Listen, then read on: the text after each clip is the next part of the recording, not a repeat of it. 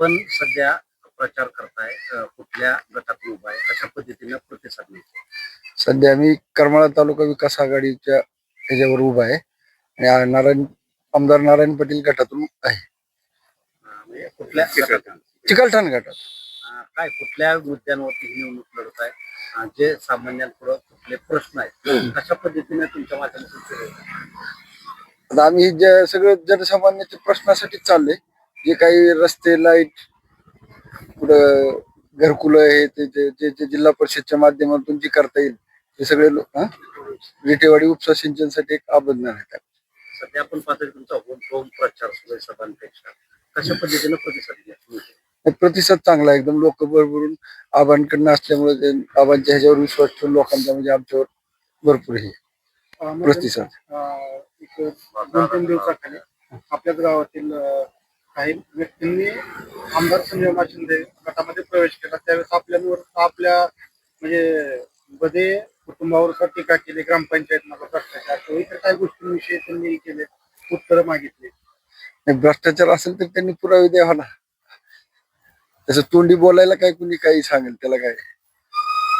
त्यांनी म्हणजे तुमच्यावर बऱ्याचशा टीकाही केल्या त्यांनी. राजकारण आहे.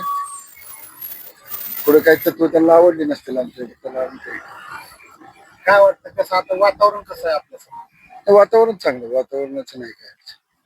अनुभवी आपले उमेदवार आहेत, ते उमेदवार प्रतिनिधी आहेत, सभापती राहिलेले आहेत. भाऊ जोडीला असल्यामुळे आम्हाला काही त्याचा म्हणजे त्रास नाही एवढं.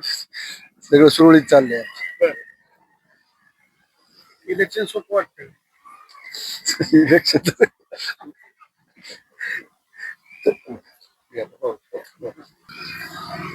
भाऊ, आपण सभापती होता, नंतर आता तुमच्या पत्नी निवडणुकीच्या रिंगणामध्ये, पाठीमागच्या वर्षी वेगळ्या गणामध्ये नशीब आजमावलं, तिथे देखील तुम्ही यशस्वी झाला. आता वेगळ्या गणामध्ये नशीब आजमावताय, कशा पद्धतीने सामोरे जायचा सगळ्यात मोठा मुद्दा म्हणजे विकास आणि विकास आणि विकास. जे आमदार नारायण पाटील यांनी 2014 साली आमदार होऊन विकास घडवला, त्यानंतर आबांच्या नेतृत्वावरती जो विश्वास ठेवून पंचायत समिती, जिल्हा परिषद आबांच्या एक हाती सत्ता हातात दिली, त्यानंतर सांगायला उत्स्फूर्तपणे आम्हाला असं उत्साह आहे की पाठीमागच्या काळात पंचायत समिती कुठल्या स्तरावरती आम्हाला त्याच्याशी घेणं देणं नाही. पण ज्यावेळेस आम्ही पंचायत समितीत निवडून गेल्यानंतर प्रथमतः सगळ्या तालुक्याला अथवा अधिकाऱ्यांना वाटलं होतं की पैलवान मंडळ आहे, कुठल्या पद्धतीने काम करते, कशी काम करते, ह्यावर म्हणजे वेगळं पण दिसत होतं. परंतु ज्यावेळेस पंतप्रधान आवास योजना असेल, रमाई आवास योजना असेल,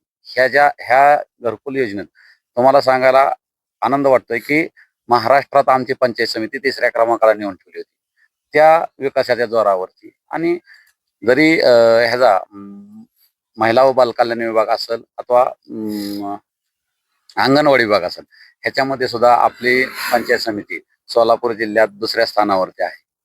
त्या मुद्द्यावरतीच आम्ही आणि 2024च्या विधानसभेनंतर जो आबांना जो भरभरून प्रतिसाद मिळालाय आणि आबांनी जो मुद्दा उचललेला आहे 2014 साली रेतेवाडी उपसा सिंचन, त्या मुद्द्यावरती आम्ही निवडणुकीला सामोरे होतो. आता आपण पाहतो की आबा हे जे आहे त्या निवडणुकीमध्ये स्वतंत्र लढत आहेत. विरोधकांकडून कुठेतरी आबांना एक टप पाडण्याचा प्रयत्न केला गेला, काय वाटतं?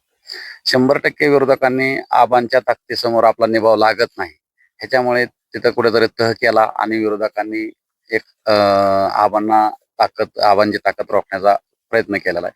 पण जो सर्वसामान्य जनतेची साथ आणि जो सर्वसामान्य जनतेने जो आबांवरती विश्वास दाखवलेला आहे, हीच आबांची ताकद आहे. त्याच्यामुळं आबांच्या ताकदीसमोर मला वाटत नाही समोरची ताकद निभाव धरलं.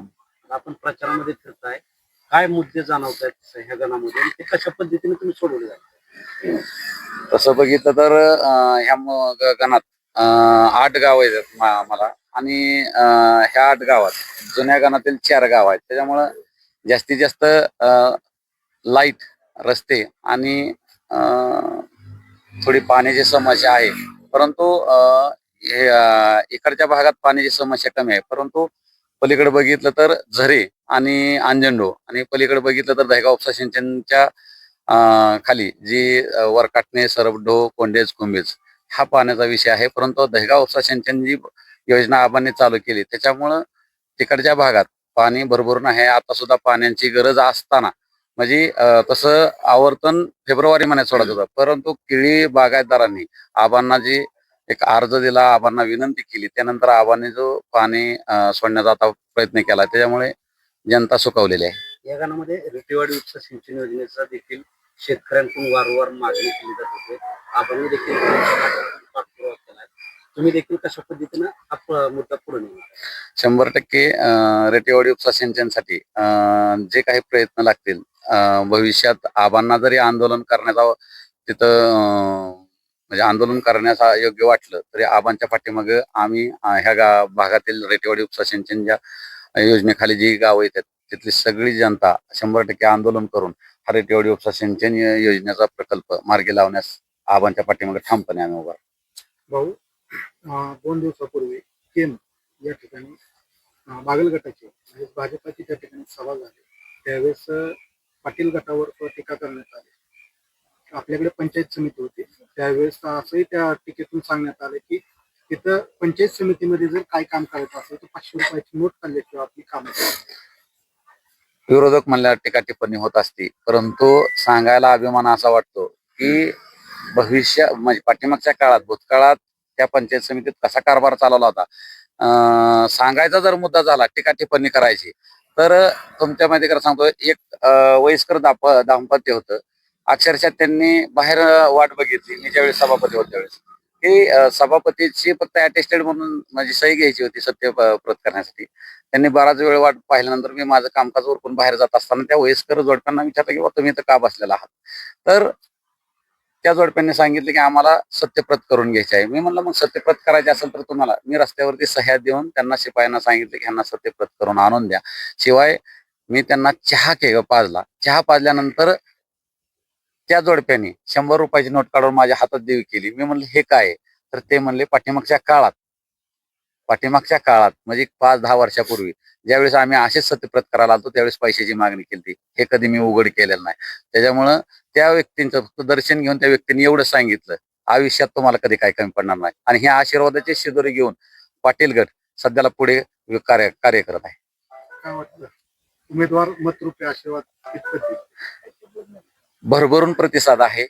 आणि तसं जर बघितलं तर आतापर्यंत करमाळा तालुक्याचा इतिहास असा आहे की बलाढ्य नेते एका साईडला झालं तर करमाळ्याची जनता एका साईडला झुकलेली आहे. त्याच्यामुळं कौल हा करमाळा तालुका विकास आघाडी आदरणीय आमदार नारायणआबा पाटील यांच्याच बाजूने राहणार आहे, राहतोय. कारण जो आम्ही काय ठिकाणी जे छोटी मोठी वैयक्तिक कामं आता कोणाच्या काही गोष्टी बांधाच्या असतील, लाईटीच्या असतील, ह्या ज्या गोष्टी अगणित सोडवलेल्या आहेत, त्याच्यामुळे काही ठिकाणी गेल्यानंतर चहा पाणी करून त्यांचं एवढं सांगणं असतं की भाऊ आमच्यापर्यंत तुम्ही इकडे यायची गरज नाही, इथपर्यंत लोकांचा आम्हाला प्रतिसाद आहे. त्याच्यामुळं भविष्यात पंचायत समिती जिल्हा परिषदवर आमदार नारायणआबा पाटील यांच्या नेतृत्वाखाली करमाळा तालुका विकास आघाडीचाच झेंडा फडकणार आहे. कारखाना असेल, विधानसभा असेल, यामध्ये नारायणआबा पाटील यांना भरपूर लोकांनी मतदान केलं आणि त्यांना खूप प्रतिसाद दिलेला आहे. त्यावेळेस तसं करिश्मा दिसलं. 100% येईल या 7 तारखेला मतदान आहे. उत्स्फूर्तपणे मतदान होणार आहे आणि 9 तारखेला बोलण्यापेक्षा निकाल तुमच्या समोर दिसणार आहे.